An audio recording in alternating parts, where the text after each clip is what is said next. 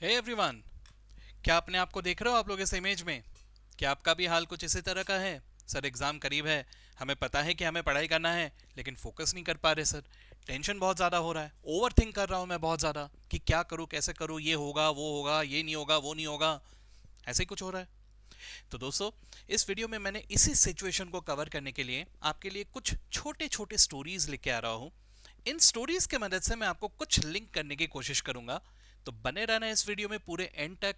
मेरे ख्याल से आपको पूरी तरह से इस ओवर थिंकिंग वाले सिचुएशन का सोल्यूशन मिल जाएगा। ठीक है।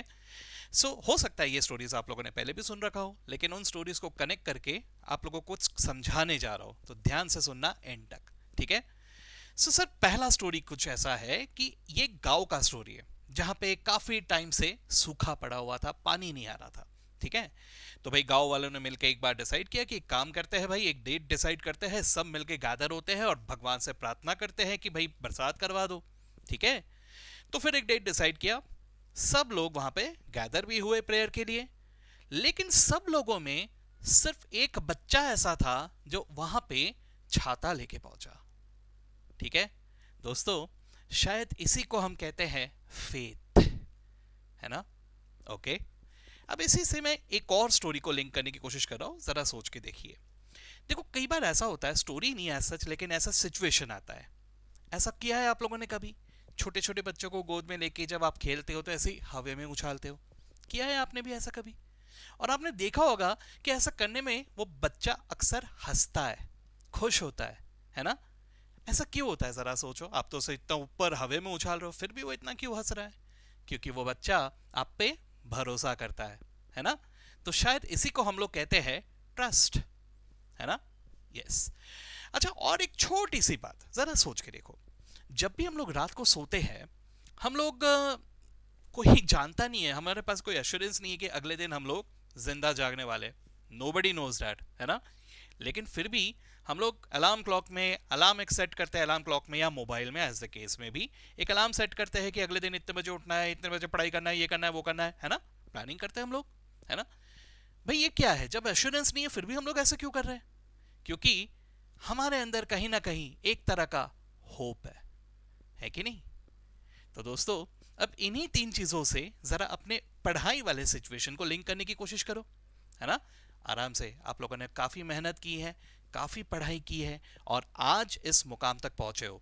कम ज्यादा होते रहता है, कहीं ना कहीं कुछ ना कुछ इधर उधर होते रहता है, लेकिन जितनी भी पढ़ाई किया है, आपको सबसे पहले उस विश्वास को रखना होगा, उस फेथ को रखना होगा कि यार मैंने प्रिपरेशन सही सही किया हुआ है।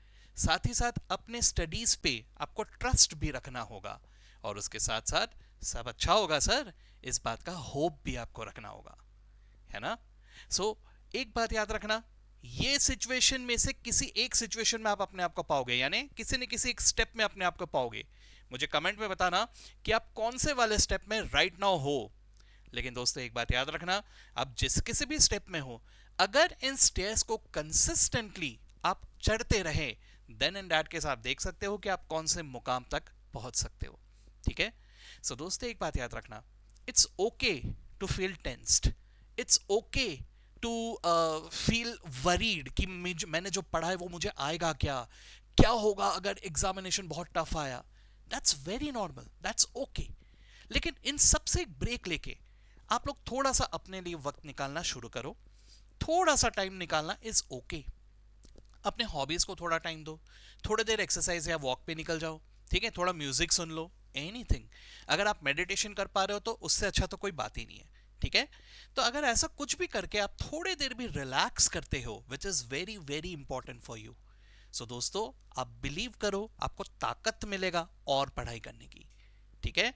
सो इस वक्त पे, इस स्टेज में आके गिव अप नहीं करना, अभी भी लगे रहो, क्योंकि ये वही वक्त है जो या तो आपको सक्सेस के करीब पहुंचा देगा, या तो आपको सक्सेस से दूर ले जाएगा। दोस्तों, अभी तक की मेहनत को बेकार मत जाने देना। अच्छी तरह से पढ़ाई करते रहो, रिवाइज करते रहो, अपने आप पे विश्वास रखो और आगे बढ़ो। टीम वी स्मार्ट आपके साथ हमेशा रहेगा इस जर्नी में, है ना? चलो, ऑल द बेस्ट दोस्तों।